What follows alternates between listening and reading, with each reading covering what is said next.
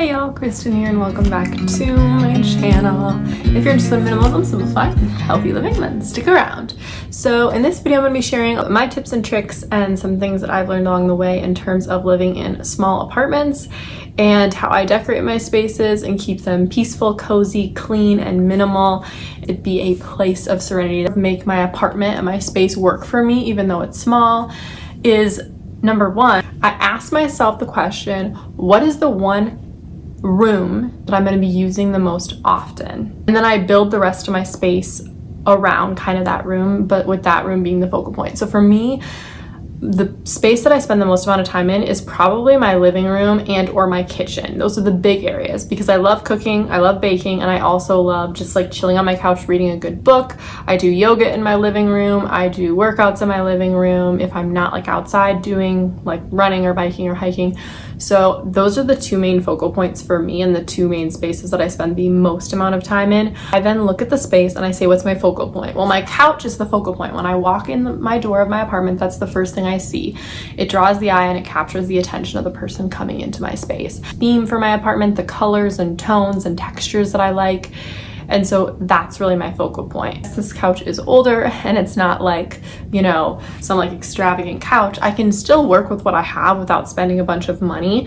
It's a gray tone, it's neutral, it's fairly firm cushions. And then I kind of added these pillows here on each side to give it a little bit of color and dimension to my couch, which I think is just fun. But again, it's not excessive and they're not like in the way. It's something that I can very easily move if I don't want it here. I start off with, and then from there I'll branch out. So I really love Midcentury modern feel, as well as those cozy, neutral, gray, white cream vibes stand, I should say, with some books on it. And that is very mid-century modern vibes. My vibe, and then I have the cool lamp right over here that I purchased from Target, which I also feel like is kind of that mid-century modern vibe a little bit as well. It all kind of works well together, and that's my goal, is I want my space to really flow. And so I don't want anything to seem or appear very choppy. Even my rug, I have a giant cream style rug that has some hexagons on it. Kitchen, I have a small table. I took the two leaves out. It's in the corner, and then I have kind of my stand that has like my flour, my tea, my bread, my microwave, some mugs on it, and that was really to save space because I have such little counter space. I have a decent amount of cabinet space, but the counter space is really a struggle. So kind of my encouragement, if you have a very small space, try to find storage solutions and things that are going to work and put them in the corner, so that way you're saving on space and you still have room to like cook and clean and get about your kitchen in a way that works best for you. So those are kind of my tips there for those two main spaces that work well for me. And then next, my second tip is asking yourself the question of how do I want my space to look?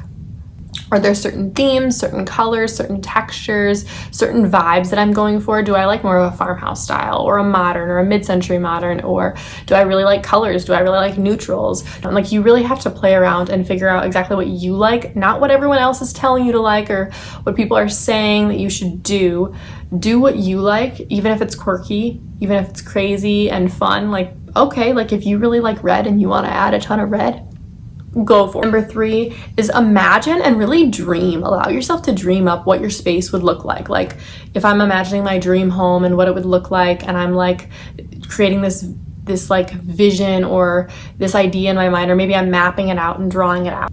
What does it look like? Maybe even you create a vision board on Pinterest or on an app or something where you create and get inspo from and pull in different things that really stand out to you, that you really love. You know, for me, my inspo was I looked at like a lot of mid-century modern living rooms with like very neutral couches. I knew that I wanted some like area rug that had a little bit of texture and shape to it, but that was very neutral colored. But really imagine, like, what do you actually like? What do I want for rugs? What do I want for colors and textures? The focal point of the room, and then kind of creating your space around that focal point. Sometimes it can be so overwhelming when you're like trying to start from scratch, especially if you have nothing and the space is completely bare. Think about, okay, what's my focal point? Well, my living room, it's going to be my couch. In my kitchen, it's going to be my table probably. In my bedroom, it's going to be my bed. And so figuring out, okay, well, what do I actually like and what's my style in terms of my couch, in terms of my kitchen table? From there, branch out and figure out what you want to do. I always say like start neutral, the main space, and then I add color. So like my pillows are my color piece. The piece above my head, above my couch is the color piece. In my kitchen, my table's neutral. It's got white legs, brown tabletop, but then the chairs are actually blue. So I do bring in pops of color here or there, but I do it with like accent pieces. Tip number 4 is thinking about how can I save space? So are there certain storage solutions or certain ways in which I could maybe save space to make my space flow a little bit better, especially if you're living in an apartment or someplace that's small and you have limited square footage? That's key here, is finding ways to save storage. So maybe that's hanging like shoe rack on the closet door in your bedroom, something where you elongate and use like if you have like vertical space, using all your vertical space in your kitchen cabinets, in any types of closets that you have, using storage under your bed. Now, I don't necessarily have to do all of this, but part of the reason I'm not actually having to use all of the space in my apartment is because I've decluttered a bit of my stuff in the different moves that I've made over the last, I've moved 3 times in the last 6 years. And so I've gotten pretty good at like figuring out what I use and what I don't, and what I actually want to take the time to mentally, physically move items, and what items I'm like, nah, it's not worth it. 5, which is there ways that you can maybe craft your space to make it look a little bit more interesting? Things that you can change that your landlord's going to allow you to change. So I changed like the handles on my cabinets to like silver modern style handles that were on Amazon. They were pretty cheap. They look really nice, easy to put on, versus like those in almost like 70s style on my cabinets in my kitchen. So that was something I changed. The other thing I changed was my curtains. That was a huge thing. I had old like grandma style pale pink like dusty ratchety curtains, and I got the ones I have now from Target, and they are way more modern and they fit my vibe. Number 6 is how can I make my space just feel more homey? Now, the key here that I found to making it feel homey is making it work with what you really feel like home feels like. So if there's certain objects maybe from your childhood that you like having in your space because it reminds you of home, and this can't be like 100 different pieces, right? Because at that point, it's not feeling like home, it's just a clutter zone. And so maybe you pick 5 sentimental pieces to bring with you to your new space. The thing that helps a ton, candles are huge for creating comfort and coziness. Plants have been huge in creating comfort and coziness. Blankets, like neutral blankets for me.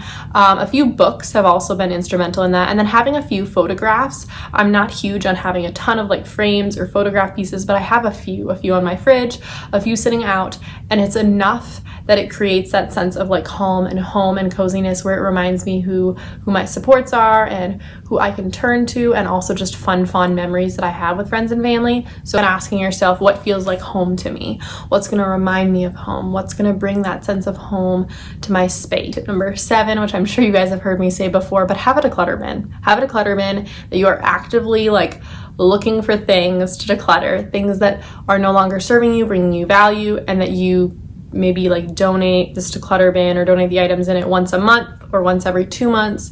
One tip is to play around with where items are placed. This is huge. This is something where, you maybe think something belongs somewhere in your kitchen or in your living room, and then you're like, okay, that doesn't really work for me. And so moving around and playing with what's gonna be the most like convenient and work well with your lifestyle and how you use things. You're really big in spices and using spices. You got to figure out, okay, well then where do I want my spices? Do I want them right by where I'm cooking? If I'm cooking on the stovetop, okay, so then I make and create or maybe buy like a shelving unit or a rack or something to have your spices in that's easy access, that's going to make that process easier. Having easy access to like my flour and sugar. So those are items I have on my rack in my kitchen versus in my pantry. My tea, which I have every single day. Everything out that I am actively using on a given day or week. And my other pantry items are items that I'm not using on a day-to-day basis. I've had to play around with that and move things around. If I thought that, I wanted to have my flour out, but now I no longer do, then I move it to my pantry. Like, it's not a big deal, right? I can rearrange and move things around.